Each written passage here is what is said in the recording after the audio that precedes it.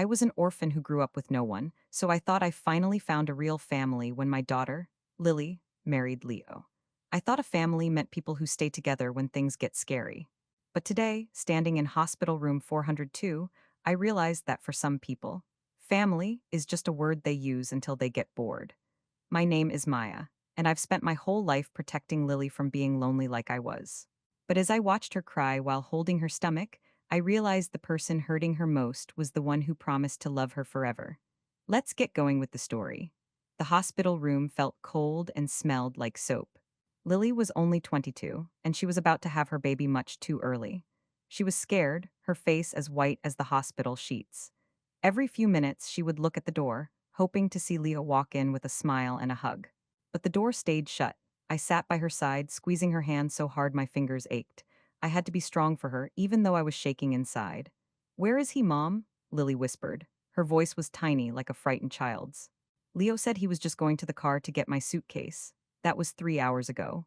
I felt a hot spark of anger in my chest. I knew where Leo was. I had found a note in his jacket pocket earlier that morning. It wasn't a note about suitcases or babies. It was a note from his mother, Mrs. Crabtree, telling him that this messy life with Lily was a mistake and that he should come home to their mansion and forget he ever met us. I didn't want to tell Lily that. If she got too upset, the doctors said it could be dangerous for her and the baby.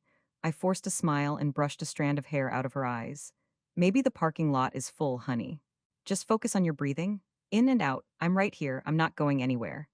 But then I saw a face through the small window in the hospital door. It wasn't Leo. It was Mrs. Crabtree. She was wearing a fancy purple hat and a mean scowl.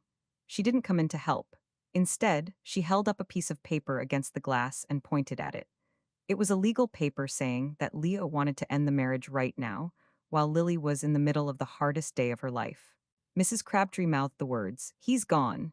And then she did something terrible. She started to laugh. My heart hammered against my ribs like a trapped bird. I wanted to run out there and tell that mean woman to leave, but I couldn't let go of Lily's hand. Lily saw me looking at the door and tried to turn her head, but a sharp pain made her gasp. The machines around the bed started making loud, fast beep beep beep sounds. A nurse rushed in, looking worried. "Mom, is someone out there?" Lily asked, her breath coming in short, panicked gasps.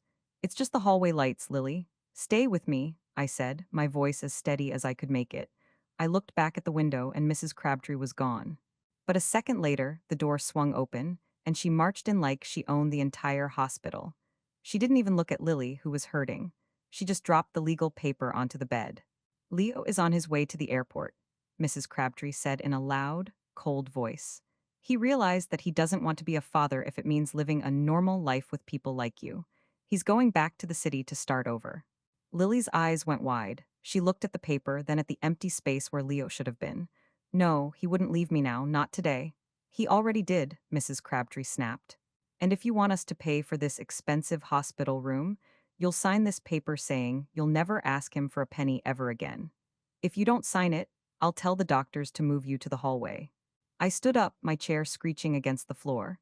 I am usually a quiet person, but seeing my daughter treated like trash turned me into a lioness. I stepped between the bed and that cruel woman. "Get out of this room right now," I said, my voice low and dangerous. "Lily isn't signing anything, and we don't want your blood money." "You have nothing, Maya," Mrs. Crabtree sneered. "Without our family name, you're just a nobody and her sick baby." Suddenly, Lily let out a loud cry of pain. The nurse yelled, "We need the doctor. Her blood pressure is way too high." The room suddenly filled with people in blue scrubs. They were moving the bed, grabbing medicine, and shouting instructions. In the middle of the mess, Mrs. Crabtree just stood there, watching. As the doctors pushed the bed toward the operating room, Lily grabbed my shirt and pulled me close. "Mom," she sobbed, "I saw him. I saw Leo in the parking lot. He wasn't alone." The doctors were pushing the bed so fast I had to jog to keep up. My mind was spinning. Who was Leo with? Why would he be in the parking lot if he was supposed to be at the airport? But I couldn't ask Lily because the doctors were putting an oxygen mask over her face. They reached the big double doors that said "no entry," and a nurse gently pushed me back. "I have to stay with her." I cried out, my voice echoing in the long, white hallway. "You have to wait here, honey," the nurse said kindly but firmly. "We're going to take care of her." The doors slammed shut, and I was left in the hallway alone. My heart felt like it was breaking into a million pieces. I turned around and saw Mrs. Crabtree sitting in a plastic chair, looking at her fingernails as if she were waiting for a bus instead of a grandchild. He's with his old girlfriend, if you must know, Mrs. Crabtree said without even looking up. A girl from a proper family. They're going to have a nice dinner while you stay here and cry. I didn't cry. I felt something else, a cold, hard anger. I walked over to the large window that looked down at the hospital parking lot. Down below, near a shiny silver car, I saw him, Leo. He was leaning against the car, talking to a girl in a bright yellow dress. They were sharing a soda and laughing. My daughter was in surgery, fighting for her life, and he was acting like it was a summer vacation. I realized then that Leo and his mother didn't just want to leave. They wanted to destroy Lily's spirit so she would never stand up to them. They thought because we were poor, we were weak. They thought because I didn't have a big family, I didn't know how to fight. I pulled my phone out of my pocket. I remembered something Leo's mother didn't know. Before I was a mom, I worked as a bookkeeper for a very big company, the same company that Leo's family owned. I knew their secrets. I knew that they had been hiding money from the government for a long time. I dialed a number I hadn't called in years. Hello, is this the investigator's office? I have some documents you might be interested in regarding the Crabtree accounts. I watched from the window as Leo's phone rang. He looked at the screen, and his face went from a smile to a look of total terror. Part 4 Leo started pacing back and forth next to his shiny car, his hands shaking as he held the phone to his ear. Even from 3 floors up, I could see he was panicking. He looked up at the hospital windows, searching for someone, but I stepped back into the shadows.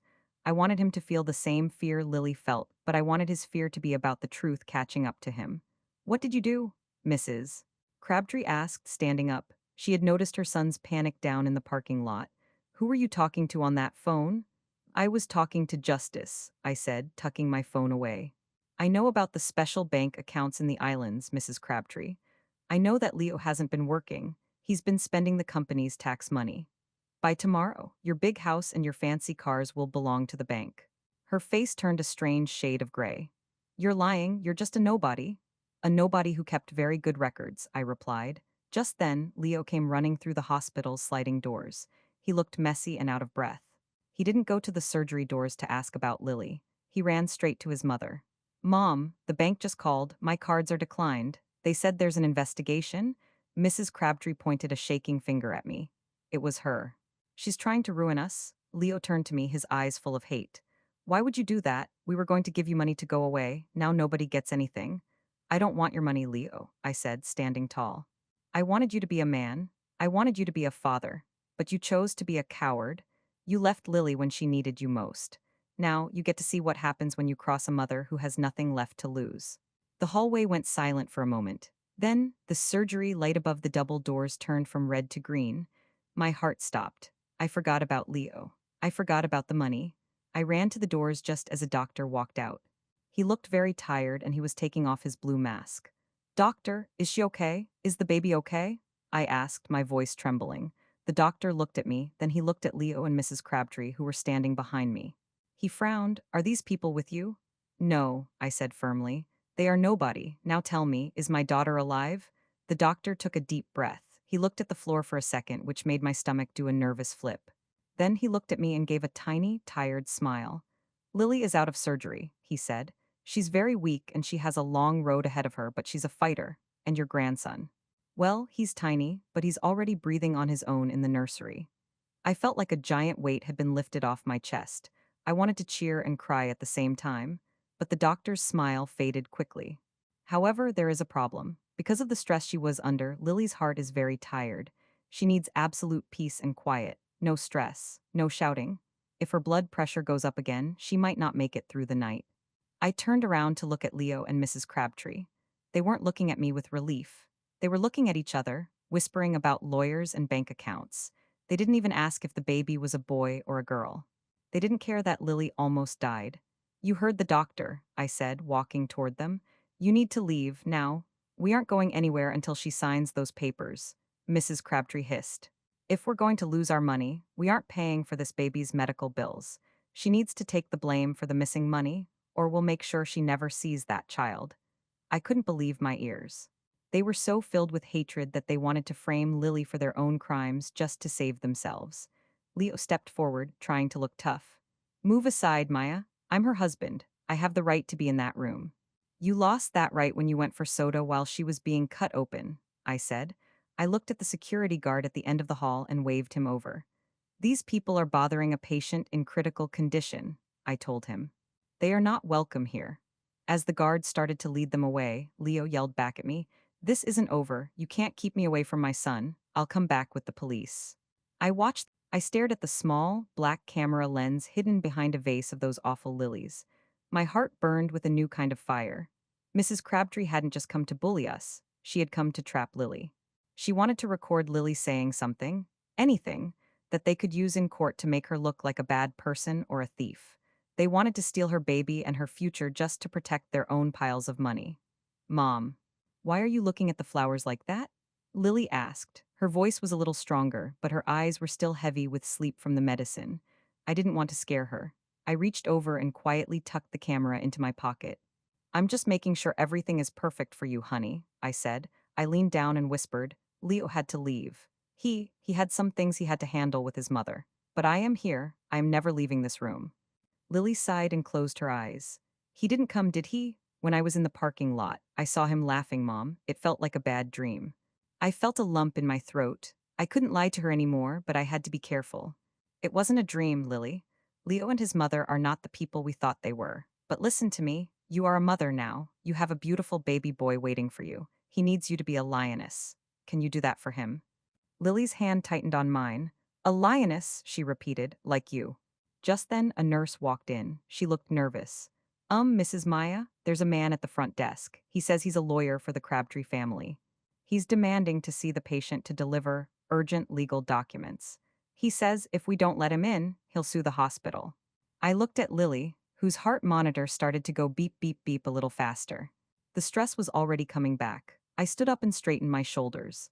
I was tired, and I was just an orphan with nothing, but I had that hidden camera in my pocket, and I knew how to use it. Tell the lawyer he can wait, I said to the nurse, and call the hospital security again. I have something I need to show them on this camera before anyone enters this room. I walked out into the hallway, leaving the nurse to watch over Lily. Standing near the elevators was a man in a very expensive gray suit, holding a leather briefcase. He looked like the kind of person who enjoyed making people feel small. Next to him stood Leo, who had changed into a fresh shirt and was trying to look important.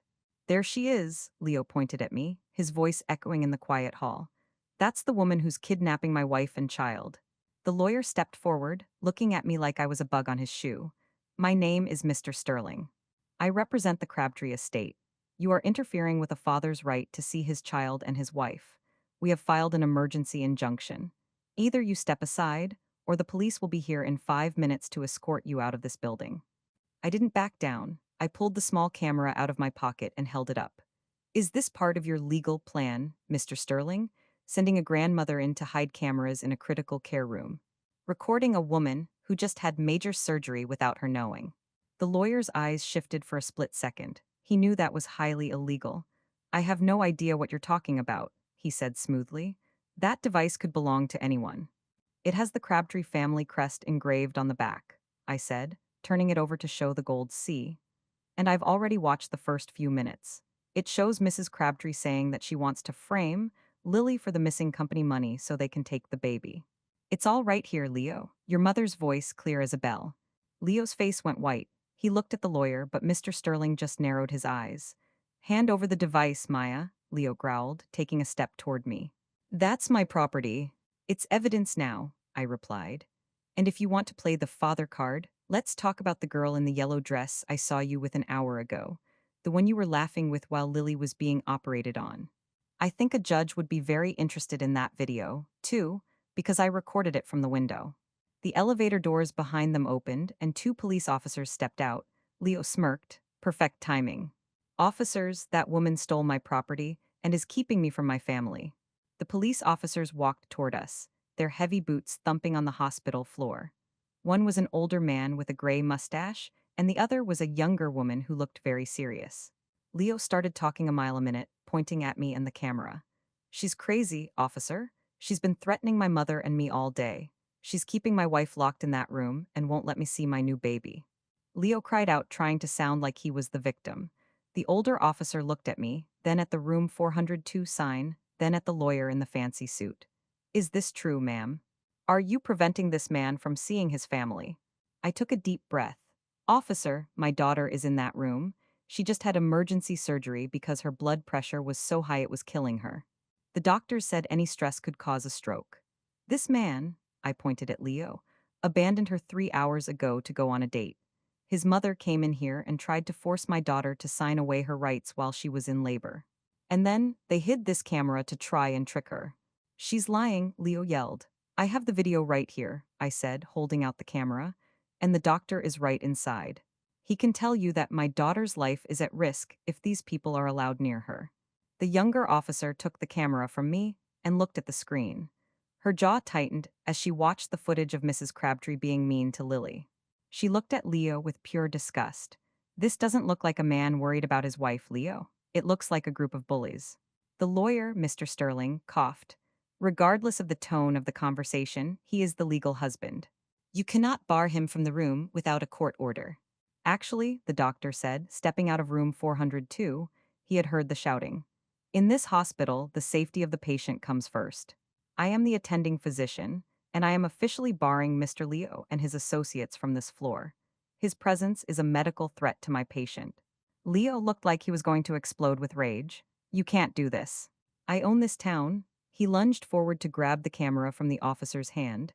The officer was faster. She caught Leo's arm and twisted it behind his back before he could even touch the camera. That's enough, sir. Attempting to snatch evidence and causing a disturbance in a hospital, you're coming with us. Wait, you can't arrest him. Mrs. Crabtree screamed, appearing from the waiting room. She looked like her purple hat had been sat on. Do you know who we are? I know exactly who you are, the older officer said, pulling out his handcuffs. You're the people we've been looking for regarding a tax fraud investigation that started an hour ago. It seems someone sent a very detailed tip to the precinct. He looked at me and gave a tiny nod. I knew that my phone call to the investigators had worked. As the police started to lead Leo and Mrs. Crabtree toward the elevators, Leo turned his head and spat out one last bit of poison. You think you won, Maya? You're still just a lonely orphan. When we get out of this, we'll make sure Lily ends up in the street. You have no money, no home, and now you have a sick baby to feed. Good luck. The elevator doors closed on his screaming face. The hallway went silent. I felt like I wanted to collapse, but I couldn't. I looked at the lawyer, Mr. Sterling. He was quietly closing his briefcase, trying to disappear before he got in trouble, too. One more thing, Mr. Sterling, I said. He stopped. Since you represent the Crabtree estate, you should know that Lily and I are filing for a full divorce and a restraining order immediately. And we'll be suing for every penny Leo stole from the company, because as his wife, Lily is entitled to half of everything he tried to hide. The lawyer didn't say a word. He just turned and walked down the stairs, not even waiting for the elevator. I went back into room 402. Lily was awake and she had heard everything. Tears were streaming down her face, but she wasn't sobbing. She looked peaceful. They're gone, Mom? She whispered. They're gone for good, Lily, I said. Just then, a nurse walked in carrying a small, clear plastic bassinet. Someone is ready to meet his mommy, she said. But as she set the bassinet down, she frowned at the monitor. Wait, why is his heart rate skipping? My heart plummeted into my shoes. I rushed over to the little bassinet. My grandson was so tiny, his little hands curled into fists. He was beautiful, but he looked so fragile. The little machine attached to his foot started to beep, a slow, irregular sound that made my blood run cold. What's wrong? Lily cried out, trying to sit up. Is he okay? Please tell me he's okay. Stay down, Lily, I urged, pushing her gently back against the pillows. Don't move, you'll hurt yourself. The nurse was already pushing a button on the wall. Code Blue, NICU. We need a team in 402 now. The room was suddenly flooded with people again. It felt like a nightmare that wouldn't end. Doctors were hovering over the baby, checking his chest with tiny stethoscopes. One of them looked at me with a grim face. He's having trouble with his heart valve. It's common in babies born this early, but he needs a special medicine right now to keep it open. Give it to him, I shouted. We can't, the doctor said, his voice tight. The insurance company just flagged the account. It says the primary policyholder, Leo Crabtree, just canceled the family coverage 10 minutes ago. We need a signature and a deposit of $50,000 to release the medicine from the pharmacy. I felt like I had been punched. Leo hadn't just left, He had tried to kill his own son's chances of survival from the back of a police car. He had used his phone one last time to cancel the insurance before the police took it away. It was the ultimate betrayal. He didn't care about the money. He just wanted to hurt us, even if it cost a baby's life. I don't have $50,000, I whispered, looking at my hands. I was just a bookkeeper. I had some savings, but not that much. Lily started to wail, a sound of pure heartbreak. He's going to die because of them. Mom, do something, please. I looked at my grandson. He was struggling for every breath. I looked at the clock. We had minutes, maybe less. I thought about the orphan I used to be, the girl who had no one to fight for her. I promised I would never let that happen to Lily or her son. I grabbed the doctor's arm. I held my breath as the phone rang. Mr. Miller was a man who owned half the city, and he was the only person powerful enough to crush the Crabtrees once and for all. He was also a man who didn't like being called at dinner time. Maya. Mr. Miller's voice boomed over the line. I haven't heard from you since you left my firm 20 years ago. Why are you calling me about a vault? I don't have time to explain, sir, I said, my voice shaking as I watched the doctors bag masking my grandson to help him breathe. Leo and Beatrice Crabtree are being arrested for tax fraud. I have the digital keys to the accounts they used to hide your stolen clients. I will give you everything, the passwords, the ledgers, the proof, but I need $50,000 transferred to this hospital's pharmacy account in the next 60 seconds. My grandson's life depends on it. There was a long silence. Every second felt like an hour. I could hear Lily's frantic sobbing in the background. The doctor looked at me and shook his head, pointing at the clock. We were out of time. Sent, Mr. Miller said suddenly. I just authorized the wire. If those keys aren't in my inbox by midnight, Maya, I'll be the one coming for you. They'll be there, I whispered, hanging up. I turned to the doctor. Check the account. Check it now. The doctor ran to the computer terminal near the door. His fingers flew across the keys. It's there. The payment is cleared. Pharmacy, release the prostaglandin immediately. Get it down here now. The room became a blur of motion. A nurse sprinted into the room with a small vial. They injected the medicine into the baby's IV line. We all stood frozen, watching the monitor. For a moment, the beep, beep stayed slow. Then slowly, the line began to stabilize. The jagged rhythm smoothed out. The baby's skin, which had been turning a scary shade of blue, began to pink up. He's stabilizing, the doctor breathed, wiping sweat from his forehead. You did it, Maya, you saved him. I sank into a chair, my legs finally giving out. I looked at Lily, who was reaching out her hand toward me. I took it, and for the first time that day, we both let the tears fall. We were safe for the moment, but I knew that a man like Leo Crabtree wouldn't go to jail quietly. As I sat there, my phone buzzed. It was a text message from an unknown number. It was a photo of the hospital's power grid, and the caption read, "If I can't have the baby, no one can. Lights out in 5 minutes." The blood drained from my face. I looked at the phone, then at the machines keeping both Lily and the baby alive. The heart monitors, the oxygen pumps, the heaters for the tiny bassinet, they all ran on electricity. If the power went out, room 402 would become a tomb. Mom, what is it? Lily asked, sensing the shift in the air. Nothing, honey. I just need to talk to the nurse for a second, I lied. I walked quickly to the nurse's station outside. You need to call security and the engineering department right now. Someone is threatening to cut the power to this floor. The nurse looked at me like I was losing my mind. The hospital has backup generators, Mrs. Maya. We're safe even if the city power goes out. No, you don't understand, I hissed, showing her the photo on my phone. This isn't a city outage. This is a targeted attack on the hospital's internal grid. Whoever sent this knows exactly where the backup switches are. Just as the nurse reached for the phone, the lights flickered. A low, humming sound beneath our feet began to die down. Then, with a loud thump, the world went black. The emergency red lights kicked on, but they were dim. Panic started to rise in the hallway. Nurses were shouting for flashlights. In room 402, the machines began to let out high-pitched, terrifying screams, the sound of battery backups that would only last for a few minutes. Mom, everything stopped. Why did everything stop? Lily screamed in the dark. I ran back into her room, fumbling for my phone's flashlight. I shone the beam on the baby. His monitor was flashing a yellow warning sign. Without the heated bed, his temperature would drop.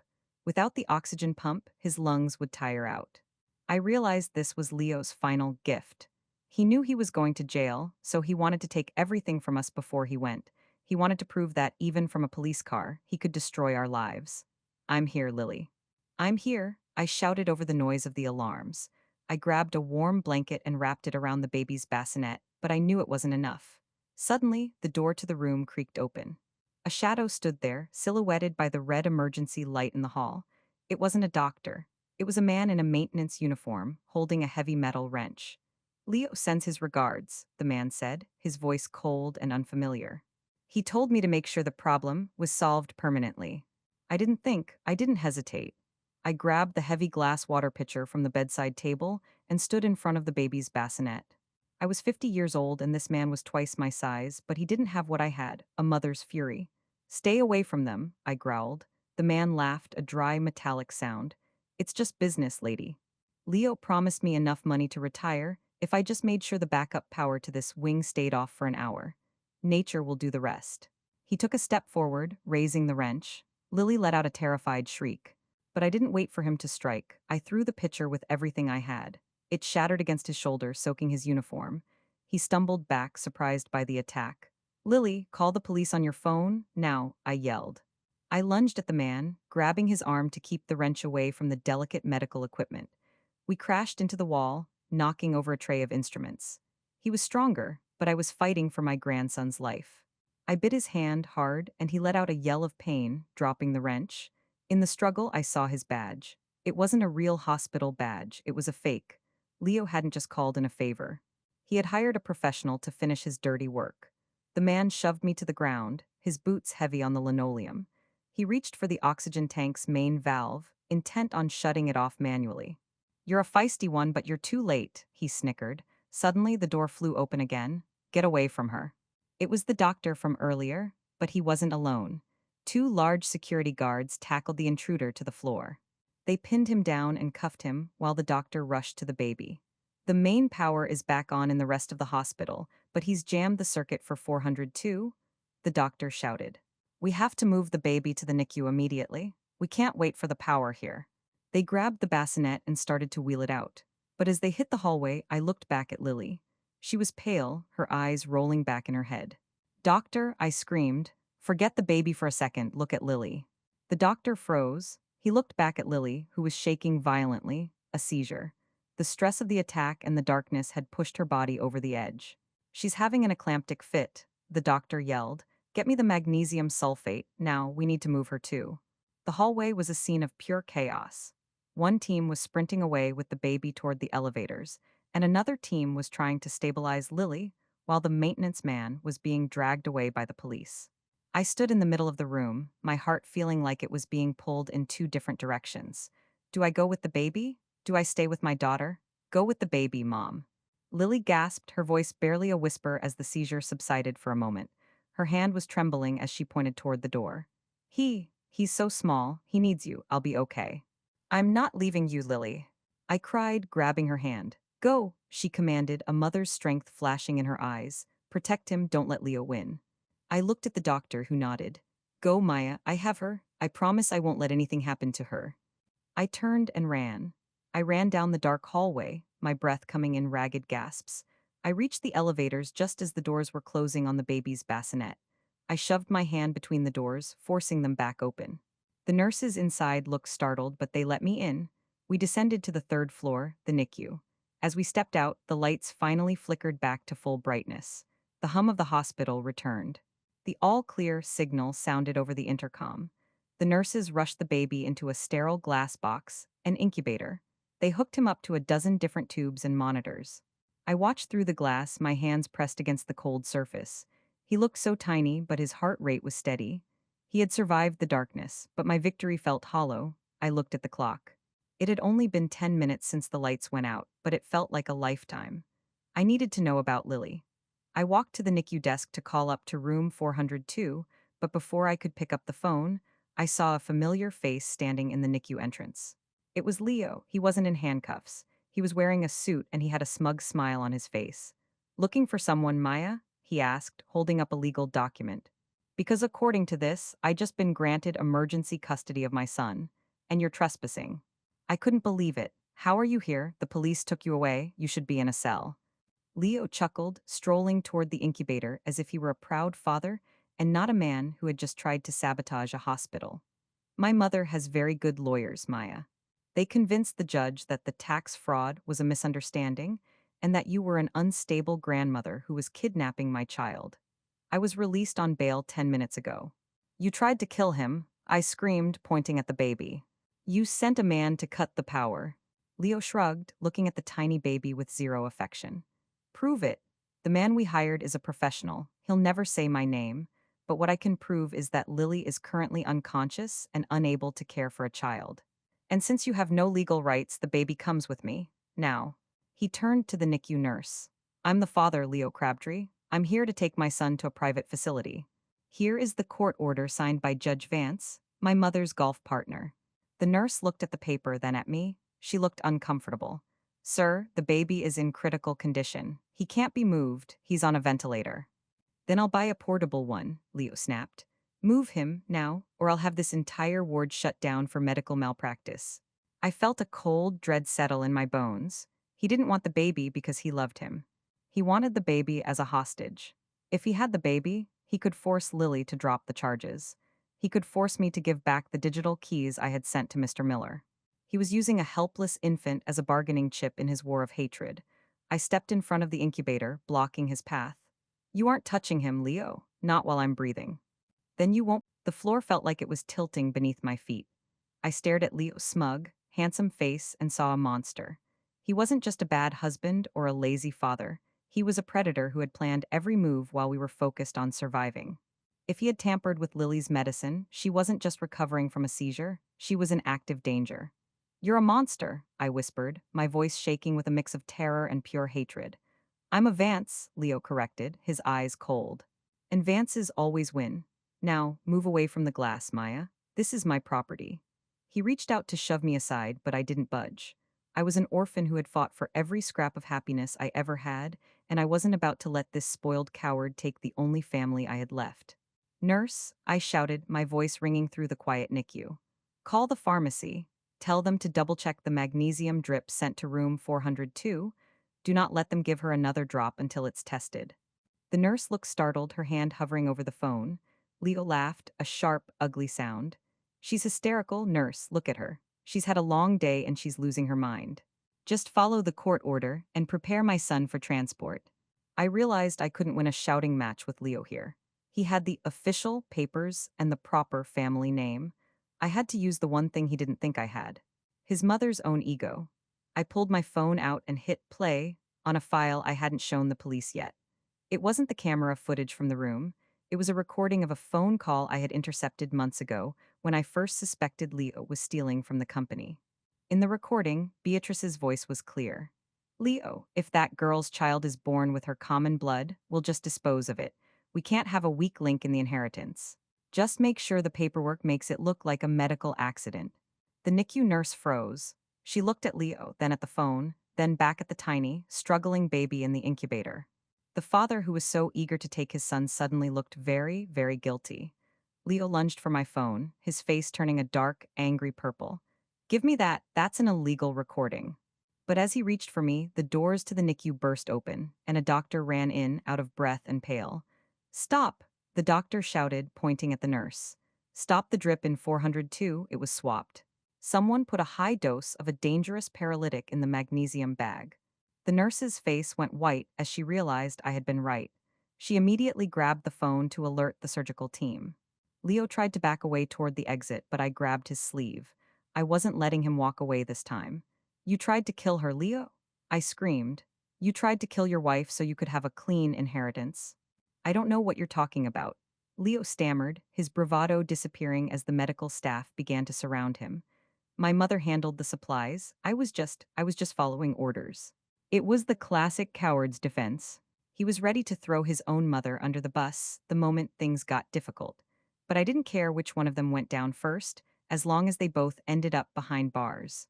The doctor looked at Leo with pure loathing. I've already called the hospital police. They're locking down the exits, and as for your court order. The doctor took the paper from the nurse's hand and ripped it in half. Judge Vance was removed from the bench an hour ago for corruption. Mr. Miller made sure of that. This paper is worth less than the trash it's printed on. Leo looked like a cornered animal. He looked at the baby, then at the door, then at me. I saw the moment his mind snapped. He didn't have his money, he didn't have his mother's protection, and he didn't have his escape. He lunged not at me, but at the incubator's control panel. If I'm going down, I'm taking the weak link with me. He shrieked, his hand slamming down on the emergency shutoff button for the baby's oxygen. The alarm on the incubator began to wail, a long, piercing tone that meant the baby was no longer receiving air. The nurses scrambled to push Leo away, but he was throwing punches wildly, desperate to do one last bit of damage. I didn't wait for the guards. I grabbed a heavy metal clipboard from the desk and swung it with everything I had, hitting Leo square in the temple. He slumped to the floor, but as I turned to the baby, the monitor showed a flat green line. He's not breathing. Get the bag, start compressions. The doctor yelled. I stood back, my hands over my mouth, watching the tiny, fragile body of my grandson jump slightly with every tiny chest compression the doctor performed. It was the most horrific sight of my life. My own heart felt like it was stopping in sympathy. Please, I prayed, a girl who hadn't prayed since she was an orphan in a cold bed 30 years ago. Please don't let this be how it ends. Don't let the hatred win. Seconds ticked by like hours. The room was a whirlwind of blue scrubs and shouting. On the floor, Leo was groaning, coming back to consciousness, but no one looked at him. He was a nonentity, a piece of trash waiting to be swept away. All that mattered was the heartbeat of a child who hadn't even had a name yet. Come on, little guy, the nurse whispered, her eyes wet with tears. Fight just one breath. Suddenly, a tiny, raspy sound filled the room. It wasn't a cry exactly, it was a gasp. Then another. Then a thin, weak wail that grew stronger with every second. The green line on the monitor began to jump, forming the beautiful, rhythmic mountain peaks of a living heart. He's back, the doctor breathed, leaning his forehead against the glass of the incubator. He's back.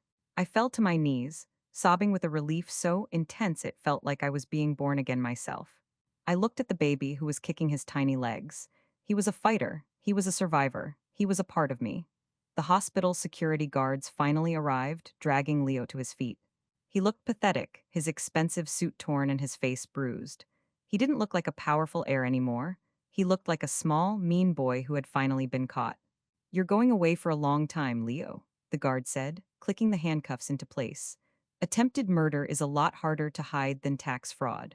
As they led him away, I stood up and wiped my face. I needed to see Lily. I needed to tell her that her son was a hero. I started toward the door, but the doctor stopped me. Maya, wait, he said, his voice soft. Lily is awake. The paralytic is wearing off, but she's asking for someone. Someone who isn't you. My heart did a strange little stutter. Who could she be asking for? She had no other family. Her father had been gone since she was a baby, and she had no siblings.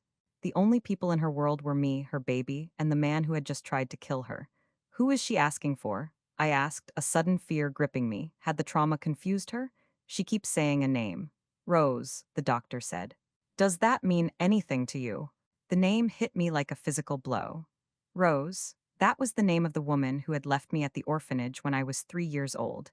It was a name I had never told Lily. I had buried that part of my life so deep I thought it had turned to dust. How could Lily know that name? I ran up the stairs to the fourth floor, my mind racing. I burst into room 402, which was now filled with bright, steady light and the calm hum of working machines. Lily was sitting up, her face pale but her eyes clear. She wasn't shaking anymore. Mom, she said as soon as she saw me. You're okay, is the baby. He's okay, Lily. He's a fighter. He's safe, I said, rushing to her side and hugging her. But the doctor said you were asking for someone. You were asking for Rose. Lily looked at me, a strange, distant look in her eyes. While I was, in the dark, I wasn't alone, Mom. There was a woman there, she was holding my hand.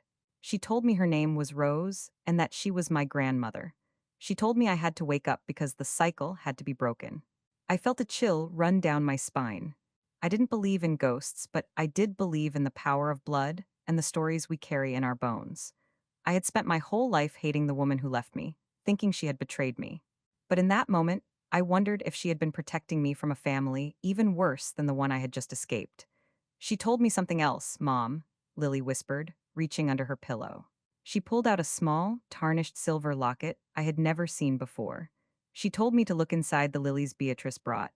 I looked at the vase of lilies, which were now wilting on the floor. I walked over and began tearing the flowers apart, my heart hammering. Deep inside the thickest bunch of stems, wrapped in plastic, was a small, ancient-looking key and a piece of parchment. I unfolded the parchment. It wasn't a legal document. It was a handwritten confession from 30 years ago, signed by Beatrice Vance. And it changed everything I knew about who I was. I read the words on the paper, and the world seemed to stop spinning. The confession wasn't about money or taxes. It was about me. 30 years ago, Beatrice Vance hadn't just been a socialite. She had been a woman desperate for an inheritance that required a pure family line. But her own daughter, a girl named Rose, had fallen in love with a man Beatrice didn't approve of. When Rose had a baby, Beatrice didn't see a grandchild. She saw a threat to the Vance fortune. She had stolen the baby, me, and told Rose the child had died at birth. Then, she dropped me at an orphanage and paid the staff to make sure I was never adopted by anyone important. I wasn't an orphan because I wasn't wanted. I was an orphan because Beatrice Vance had stolen my life before it even began. Mom, what does it say? Lily asked, her voice trembling. I looked at my daughter, the granddaughter of the woman who had tried to kill her. The betrayal went back decades. It was a web of hatred that had started long before Leo was even born. Beatrice hadn't just hated me because I was common. She hated me because I was the living proof of her greatest crime.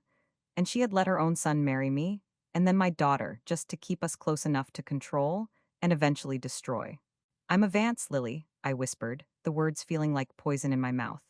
The real Vance. The inheritance Leo and Beatrice were fighting for, it never belonged to them, it was always mine. Rose was my mother, she didn't leave me.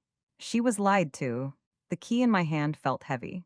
It was a key to a safe deposit box at the very bank Beatrice had used to hide her stolen millions. But it wasn't just a key to money. It was a key to the evidence that would put Beatrice away for kidnapping and fraud for the rest of her life. Suddenly, the hospital intercom crackled to life. Attention staff. I looked at Lily, then at the key in my hand. My heart was racing faster than it had during the entire surgery. I have to go, Lily. If she reaches that bank, our history disappears. Everything she did to me, and everything she tried to do to you and the baby, will be erased. Lily gripped my hand. She was still weak, but her eyes were like steel. Go, Mom, take back our name, take back everything she stole. I have the nurses, the doctors, and my son. We aren't going anywhere. I kissed her forehead and ran. I didn't wait for the elevator. I took the stairs 3 at a time. My lungs burned and my legs felt like lead, but the fire of 30 years of lies fueled me. I burst through the hospital's main doors just as the rain began to pour. The black car carrying Beatrice was already a speck in the distance, weaving through the city traffic with the police close behind. I jumped into my old, beat-up sedan. It was a humble car, nothing like the luxury vehicles the Vances used to look down on me. I turned the key, and the engine roared to life. I knew the shortcuts through this city better than any chauffeur. I knew the back alleys and the narrow streets. As I drove, I called Mr. Miller. She's heading for the First National Bank on 5th Street, I shouted over the sound of the rain. She has a master key, but I have the legacy key. You need to get the police to surround the vault area. Do not let her leave with a single scrap of paper. I'm already ahead of you, Maya, Mr. Miller replied. The bank manager is on my payroll. He's slowing her down, but she's desperate. She's claiming there's a bomb in the building to clear the staff out. You have 5 minutes. I swerved around a delivery truck, my tires screeching. I could see the tall, marble pillars of the bank ahead. Beatrice was there, her car abandoned at the curb with the doors wide open. She was inside, and she was playing her final, deadliest hand. I slammed on my brakes and sprinted toward the heavy brass doors.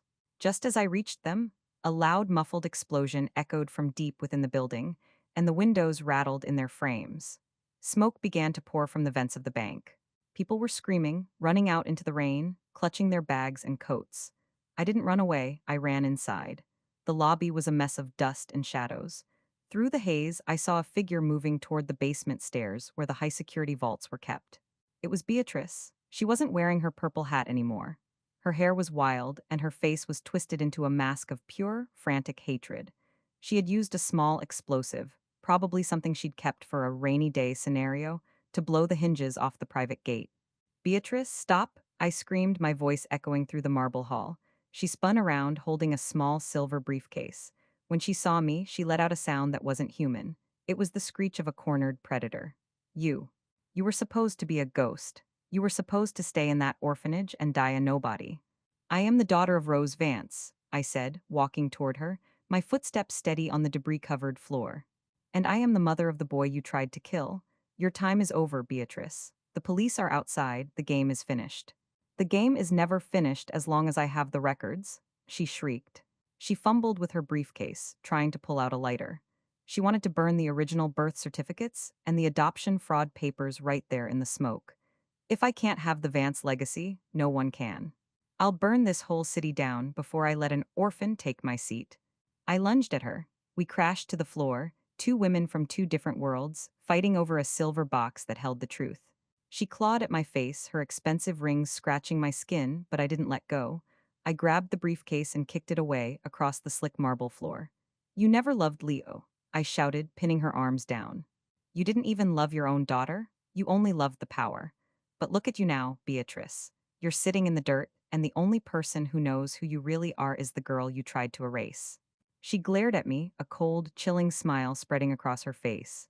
You think you've won? Look at the clock, Maya. I didn't just blow the gate. I set the fire suppression system to seal the vault. In 60 seconds, this room will be vacuum sealed to put out the fire. And we're both still inside.